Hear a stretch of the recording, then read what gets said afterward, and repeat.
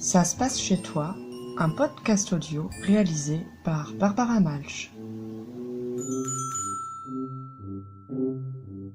Et si on lâchait l'amorosité ambiante ? À chaque épisode, une personne se raconte, dévoile son parcours, ses choix. Parce que je suis persuadée qu'on a tous quelque chose d'intéressant à raconter, à partager.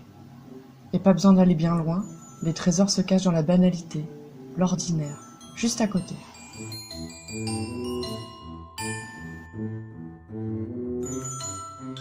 Allez, tu prendras bien une petite tranche de vie. Et en plus, tu sais quoi ? Ça se passe chez toi. Ça se passe chez toi. Ça te passe chez toi.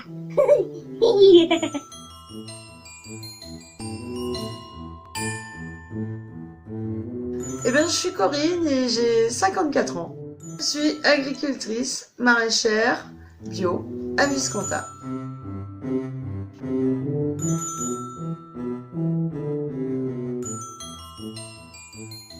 J'ai vécu dans un village rural à 30 bornes de Paris. C'était que des paysans dans ce village. Il y avait les vaches laitières, les canards dans la rue et tout ça. Donc c'était vraiment un village rural, quoi. Le 9-5 s'est assimilé à Paris, etc. Moi, j'étais de la plaine du Vexin, quoi. Donc complètement à la campagne.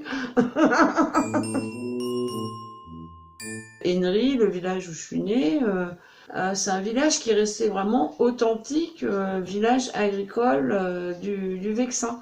Sauf que avant il y avait 60 fermes pour 2000 habitants, et que maintenant il n'y en a plus que 2, voire peut-être plus qu'une, je sais pas, j'ai pas les dernières nouvelles, et au lieu qu'il y avait 60 fermes avec 25 ou 50 hectares, les 2 fermes, elles ont 500 ou 1000 chacune, quoi. Je suis partie du lycée à 18 ans, parce que je voulais pas être secrétaire et que c'était créneau à l'époque d'être secrétaire, sténo, dactylo, être la petite nana du patron, d'être bien sage, bien tenue. Et puis moi j'avais jamais pensé ça dans ma vie, mais c'était un peu ce qu'on m'avait au CIO, on m'avait dit non. Fermière, non, c'est pas possible. Mécanique moto, vous, gonzesse, c'est pas possible non plus. Donc, depuis que je suis petite, je voulais être fermière, motarde et peut-être éducatrice. Mais après, je me suis dit que je commence par moi-même d'abord. Et puis, j'ai commencé par faire des ménages et puis. Ça a duré 3 mois et puis j'ai eu l'occasion de rentrer dans une agence de conseil en communication pour dépanner 15 jours en secrétariat. J'étais dans une boîte super cool, un patron super cool. Je pense que j'aurais travaillé dans un carcan. C'est vrai que dans les années 80, les agences de com, de conseil en communication, d'édition, c'était le milieu de la pub et tout ça, donc c'était beaucoup plus libre qu'une administration ou une vieille entreprise de production industrielle où t'es secrétaire tout bêtement à taper des devis. Non, mon patron, il était en jean, il n'était pas en costard, et c'était beaucoup plus cool, quoi. J'ai même fait la coordination d'un journal qui s'appelait Sergi Pontoise Manager, qui était à compte d'édition de l'agence, c'est l'agence qui éditait.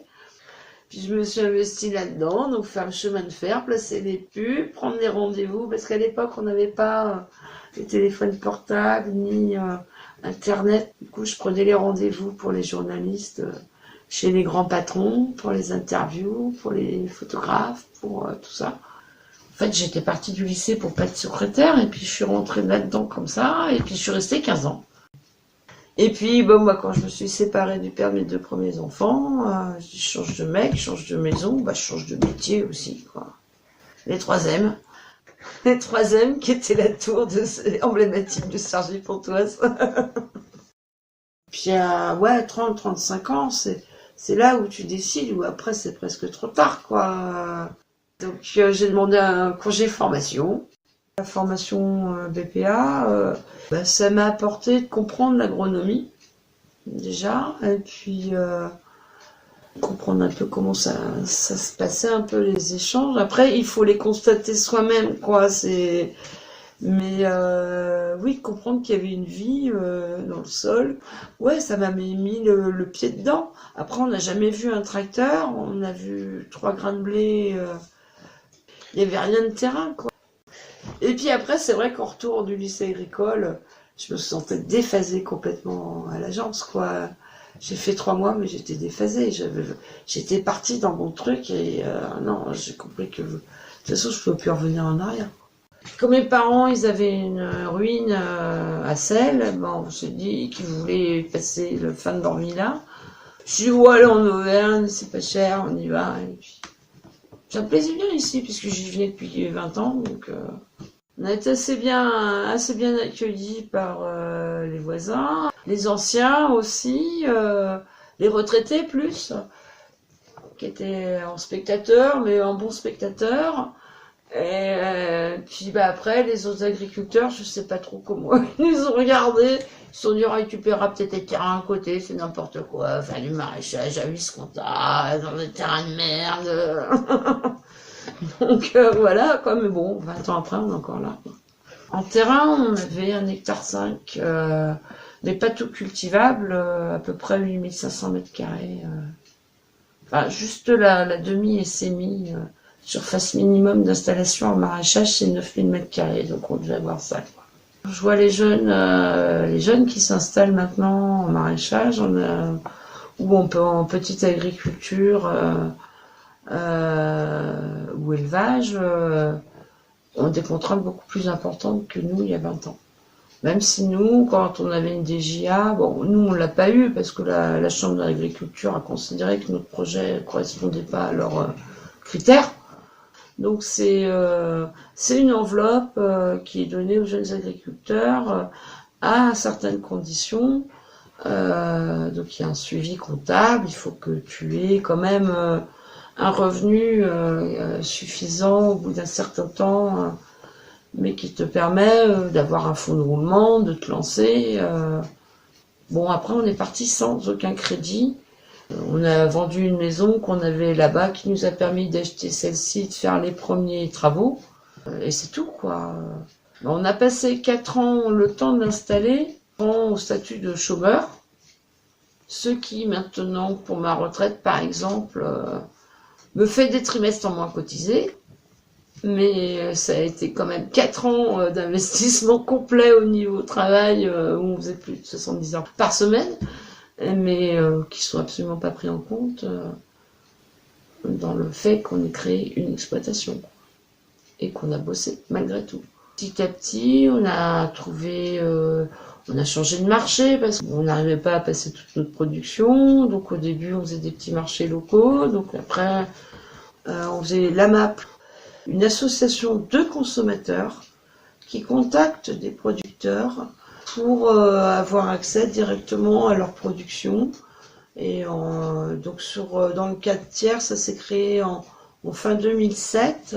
Donc ça nous a permis très rapidement de fournir 35 paniers de légumes toutes les semaines à des clients qui s'investissent complètement dedans parce que du coup, ils s'engagent pour 3 mois, payent 3 mois à l'avance, ce qui nous engage aussi à remplir les paniers de quelque chose de correct, de consistant. Pendant 10 ans, on a suivi Stamap, qu'on a retransmis à des jeunes installés à côté de chez nous. On a eu après l'opportunité, avec un groupe de travail, de créer le magasin de producteurs à Thiers. Je pense que maintenant, les gens ont compris qu'on pouvait vivre de notre travail et qu'on produit des légumes à Visconta, à 700 mètres d'altitude, sur des terrains de misère, mais ça marche, et on a des super bons légumes. Le tout, c'est de respecter le sol, l'environnement, pas vouloir faire ce qu'on ne peut pas faire, quoi.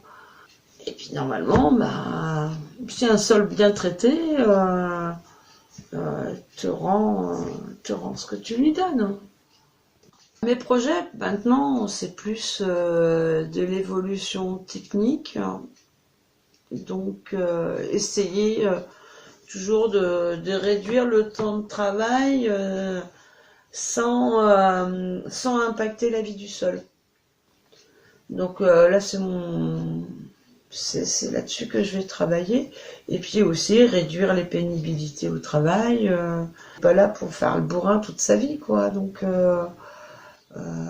puis c'est intéressant de toute façon d'évoluer, quoi. On n'est pas là pour s'enterrer non plus.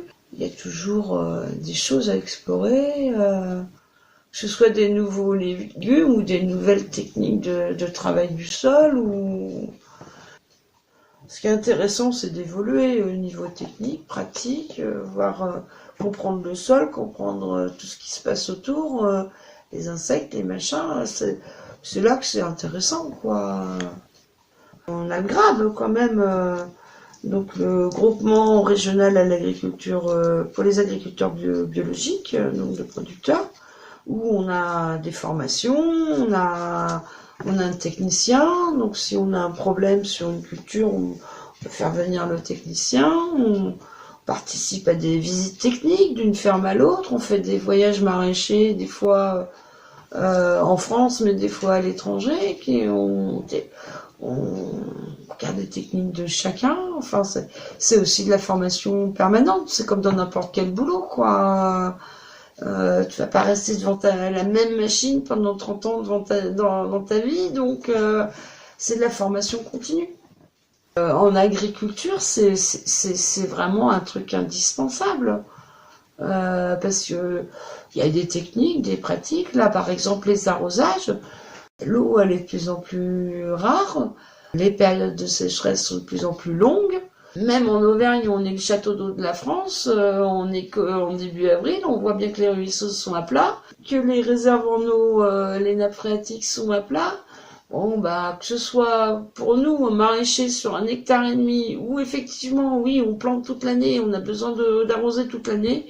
Et les gens qui font du maïs, du blé en plaine, qui tirent des centaines de milliers de mètres cubes à la journée, oui, il va falloir réfléchir, là. Il va vraiment falloir réfléchir. Et que ce soit nous, à notre petite mesure, comme les gros, quoi. Il y a toujours quelque chose à faire évoluer. C'est une conception, une philosophie de vie que malgré tout, même un conventionnel peut avoir. J'ai croisé des conventionnels qui m'ont dit ça me sert à rien de chercher 120 quintaux de blé, ça me coûte plus cher que d'en avoir 90. Donc il y a quand même une prise de conscience que peut-être nous, les amis bio, on a eu de façon on est peut-être précurseurs là-dessus. Là, tout le monde commence à s'en rendre compte, quoi. Et je trouve ça intéressant, même si on a été pris un peu pour des allumés au départ. Bon, c'est vrai qu'il y a 20 ans, on était vraiment pris pour des hippies, quoi, des babacools, mais maintenant, on se rend compte que effectivement, on n'avait pas tort. Et l'humain, on est là sur la planète, on l'exploite à outrance. Va falloir réguler un petit peu les choses, que ce soit au niveau agricole, déchets ou autre.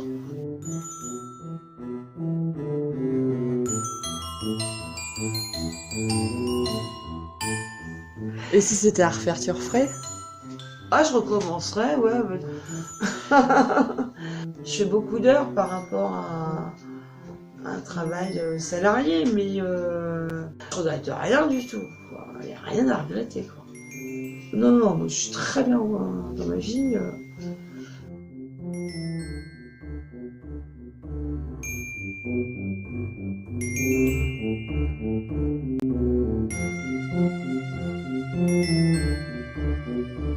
Merci à Corinne pour cette belle tranche de vie. Merci de nous écouter. N'hésitez pas à commenter et partager. Et n'oubliez pas, ça se passe chez toi.